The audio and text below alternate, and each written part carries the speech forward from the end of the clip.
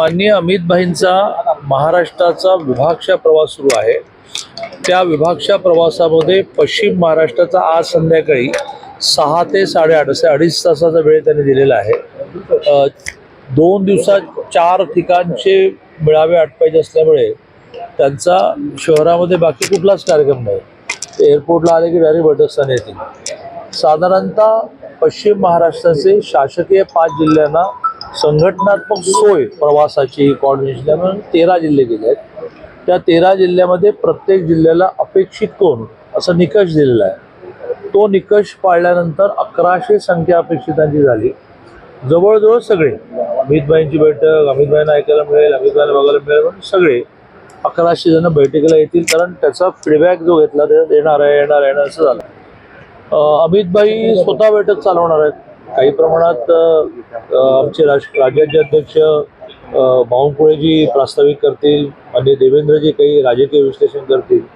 पण विचारपूस जी आहे किंवा आपापल्या विधानसभेमध्ये एक एव्हरेज 400 बूथ असतील आणि त्याला 5ने भागल्यानंतर साधारणतः 80 शक्ती केंद्र तयार होत असतील, तर सगळी झाली आहेत ना.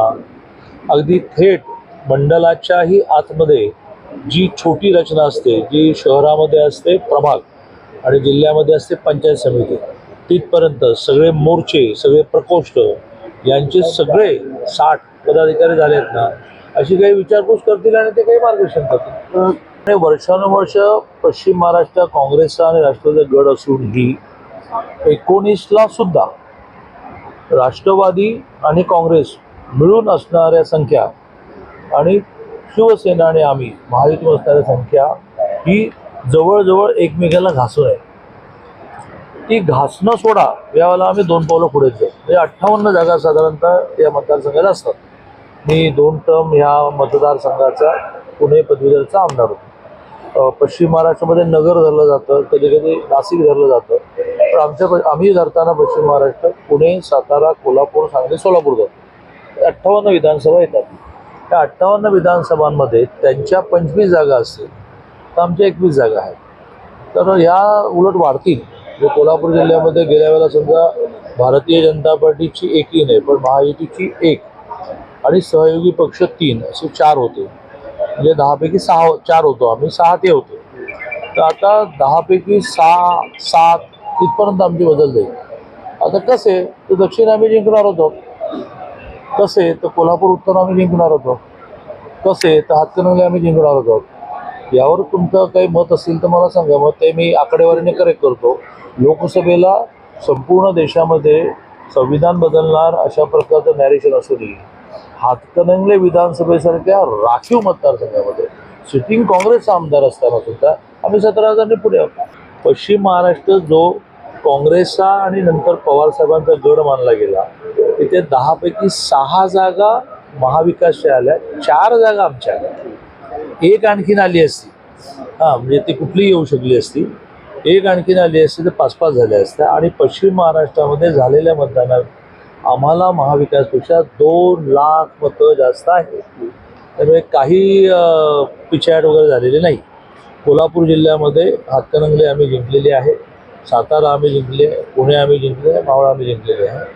आणि त्यामुळे पिछाट वगैरे काही झालेली नाही. 2 लाखांनी आम्ही जास्त. 40-42 हजाराचा जो बॅकलॉग आहे तो आम्ही 6,000पर्यंत खाली आणला. आता त्याच्यानंतर मुख्यमंत्री माझी लाडकी बहीण आली, म्हणजे 6,000चा 12,000 म्हणजे निगेटिव्ह बॅलन्स होऊन पॉझिटिव्हकडे आम्ही गेलोय. मुळात बावनकुळे नावाच्या कोणा नावाला, सुधीर मुनगंटीवार नावाच्या कोणा नावाला तो भूखंड दिला जात नाही. ते देवस्थान हे त्या नेत्याशी जोडलं जातं म्हणून तुम्ही म्हणा की बावनकुळेंना दिला. पण बावनकुळेंच्या तिथे कोणाला दिला तर कोराडी देवीच्या, म्हणजे ज्याला संपूर्ण विदर्भामध्ये नाही संपूर्ण देशामध्ये मोठं महत्त्व आहे. म्हणजे राष्ट्रपती महोदय आल्यानंतरही ज्यांनी इच्छा व्यक्त केली की कोराडी देवी दर्शन घ्यायचं, अशा ठिकाणी एखादा दिला गेला तर तो, मी 3 वर्ष महसूल मंत्री होतो, महसूलच्या नियमाप्रमाणे दिला जातो. त्यात सगळे नियम असतात. एक जाहिरात द्यायची असते, कोणाला प्लॉट हवा आहे विचारायचं असतं, आणि सगळ्यात महत्त्वाचं म्हणजे त्याचा सरकारी हिशोबाने नजराणा द्यायचा असतो. कधी कधी ते काम खूप महत्त्वाचं असेल तर नजराणा रद्द करण्यासाठी कॅबिनेटमध्ये आणायचं. ही सगळी लिगल प्रोसिजर आहे. एक काळ स्वतःच्या शिक्षण संस्थांना, स्वतःच्या साखर कारखान्यांना, स्वतःच्या सूतगिरण्यांना किती प्लॉट दिले आहेत मी महसूल मंत्री असताना ह्याला चाप लावला. माझ्या 3 वर्षाच्या महसूल मंत्रीच्या खात्यामध्ये 1 इंचही जमीन कोणाला दिली नाही. जी दिली गेली ती चांगल्या कामासाठी दिली गेली. ज्या चांगल्या कामासाठी दिली गेली त्याची प्रोसिजर फॉलो झाली. सदा सर्व काळ हीच पद्धती असते की एखादं 500 कोटीचं काम ठरलं तर ते 3 वर्षात पूर्ण करायचं असतं आणि त्यामुळेच त्याच्यात प्रत्येक वर्षीच्या बजेटमध्ये ती तेवढी वंथण प्रोव्हिजन घेतली जाते आणि त्यामुळे बिलं मिळत नाहीत अशी स्थिती महाराष्ट्राच्या कोणीही मुख्यमंत्री असले, कोणाचं सरकार असलं. मी PWD मिनिस्टर होतो. माझ्याकडे दिवसाला 1000 लोक भेटायला आले तर त्याच्यात 700 जण कॉन्ट्रॅक्टर असायचे. आमचं बिल मिळायचं, थांबा यांचं बिल का राहिलं आहे. मग काही प्रोव्हिजन केली जायची, मग बिलं दिली जायची. सगळ्यांची बिलं दिली गेली. चला आता माझ्याकडे पैसे आहेत, या या या या या अशी स्थिती राज्याची कधीच नसते. अशा प्रकारच्या घटना घडणं हे कोणाच्याही मनाला क्लेश देणार आहे आणि त्यावर ज्या ज्या तपास यंत्रणा असतात त्यांना काम करू द्यावं. तर आपटे कोण मला माहीत नाही, ते गायब आहे ते तुमच्याकडूनच कळलं. पोलीस सक्षम आहेत, पोलिसांच्या स्टेप्स असतात, शेवटी वॉन्टेड करायचं असतं ते करतील. आणि सध्या पोलिसांची यंत्रणा इतकी परफेक्ट आहे की अगदी मोबाईल बंद करून पाताळात जरी बसला तरी ते शोधतात. आणि त्यामुळे सरकारी यंत्रणा, तपास यंत्रणा, आता एन्काउंटर झाला का स्वतःच्या बचावासाठी पोलिसांनी ते केलं, यासाठी एक CID इन्क्वायरी बहुतेक सुरू झाली आहे. एक निवृत्त न्यायाधीशाची कमिटी अपॉइंट झालेली आहे. त्याचे आईवडील कोर्टात गेलेले आहेत दाद मागायला. बघू. हाच प्रॉब्लेम झाला आहे विरोधकांचा की ते संविधान बदलणारे ते आमच्यावर आरोप करून ते संविधान मानतच नाही.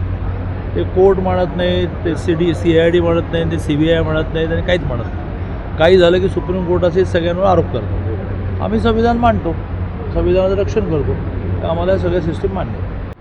ॲट दी मोस्ट म्हणतात इंग्लिशमध्ये. अधिकाधिक त्यांना समाधान मिळण्या एवढे सोडवण्याचा खूप आटावकाट प्रयत्न चालला आहे. परवा जे 3 रिटायर जजची कमिटी अपॉइंट केलेली आहे. एक तर रिटायर जज जे उत्तर प्रदेशचे चीफ जस्टिस होते भोसले, जे सहज माहिती असं म्हणून माजी मुख्यमंत्री बाबासाहेब भोसले जे चिरंजीव आहेत. एक गायकवाड साहेब जे ज्यांच्या काळात पहिल्यांदा आरक्षण मिळालं असे मागास आयोगाचे अध्यक्ष रिटायर जज गायकवाड. आणि कुणबी दाखले देण्यासाठी सुकरता यावी यासाठी रिटायर जज शिंदेंची कमिटी अपॉइंट केली. या 3 जणांची कमिटी जी आहे त्यांना इंडिपेंडंट काम आहेत, पण तिघांनी मिळून ह्या सगळ्याचा अभ्यास करायचा. त्यांच्याबरोबर पहिली बैठक झाली किंवा अनेक बैठका झाल्या, त्यातली सघन अधिक वेळाची बैठक झाली अगदी परवा मी आणि शंभूराज देसाईंच्या उपस्थितीमध्ये. त्या बैठकीमध्ये काही सोल्युशन्स आली आहेत. रिटायर्ड जज भोसले विदेशात होते, त्यामुळे 30 तारखेला संध्याकाळी 5 वाजता हे तिघेही एकत्र असताना त्यात भोसलेसाहेब बहुधा आज उद्याकडे येतील, त्यामुळे ते आधी बसून आम्ही जो प्रस्ताव मांडलेला आहे त्या प्रस्तावावर खूप लिगल विचार करतील. संध्याकाळी 5ला त्यांच्याबरोबर भेटेल आणि संध्याकाळी 7ला मंत्रिमंडळातल्या माननीय मुख्यमंत्री महोदयांच्या अध्यक्षतेखाली काही प्रमुख मंत्र्यांबरोबर बैठक होऊन जवळजवळ 30 तारखेला यातली सगळ्या समाजांना समाधान देणारी सोल्युशन्स इव्हॉल्व होतील. इव्हॉल्वला मला मराठी शब्द काय तर ठरतील, निर्णयाप्रत येतील असा मला विश्वास आहे.